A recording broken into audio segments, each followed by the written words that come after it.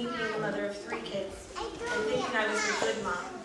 My kids had all the material things they wanted, friends over all the time, played lots of sports, and got to stay up all hours of the night. If you were someone looking from the outside in, you would have thought I was the good mom, just like I did. But if you knew me for any length of time, you would have known how untrue that was. You would have seen how on a daily basis, I put my kids at risk from being high. I would drive with them in the car, fall asleep while cooking or smoking a cigarette, and spent most of our money just to make sure I didn't get sick from withdrawal. So this went on for years, and finally on June 29, 2009, all that came to an end, when DYFS removed my kids from my care. But it wasn't until May 1st, 2011, that I came into the women's house. Coming into the house, I was so selfish and self-centered. I came here for 2 reasons: a place to stay and to get my kids back, and I cared about nothing else. You see, I thought it was going to be like it says in Jeremiah 29:11.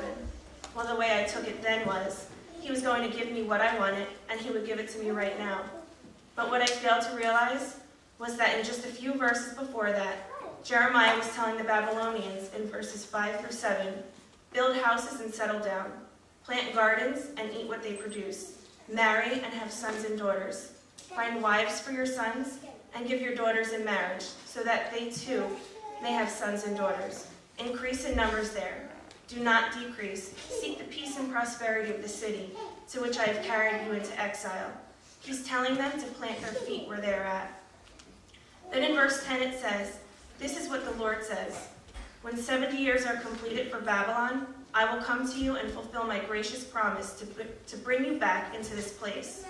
So that's what I started to do. I needed to be content where God had me. Things in my life needed to change. My children were idols in my life, and that was something God was putting his finger on. They were in between me and Jesus. Just the thought of that, though, to me was ridiculous. These are my kids, God. But I slowly started to see how it was true. I would drop everything to go down there, to see them or to rescue them, no matter what time it was. So back when we were about to start our 40 days of prayer, I really felt God telling me to stop going down to Manahawkin, where they live, on Tuesdays. Now, there were many circumstances surrounding why God wanted me not to go down there, but I didn't care about any of it. Just the thought of not going was breaking my heart, so I fought God on it. You see, Tuesday and Saturday was the only days I got to see my kids, so to not go on Tuesdays, I felt like I was being punished. But in all that, I felt God saying, would you just trust me? It was at that point that I really laid my voice on the altar. God wanted me to obey him, and he wanted my heart, and he wasn't going to allow anything to get in the way.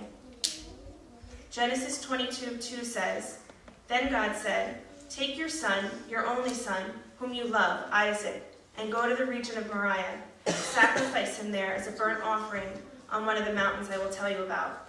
And Abraham went and obeyed.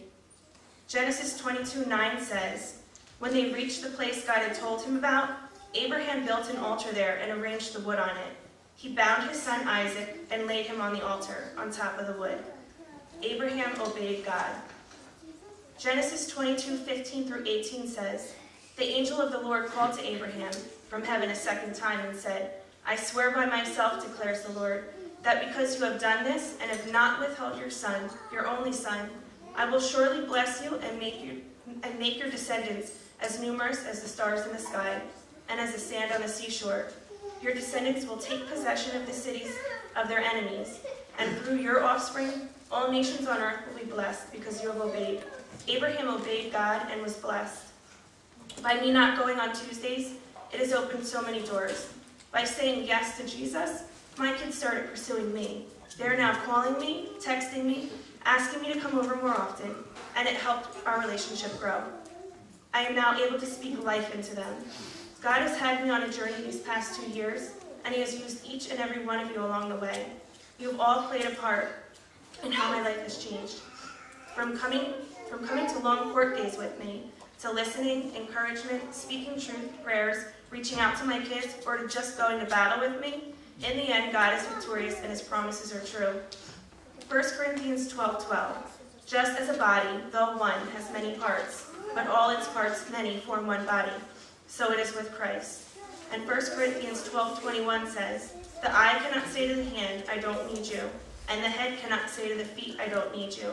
So I thank each and every one of you for being a hand, a foot, an eye, and walking beside me through this.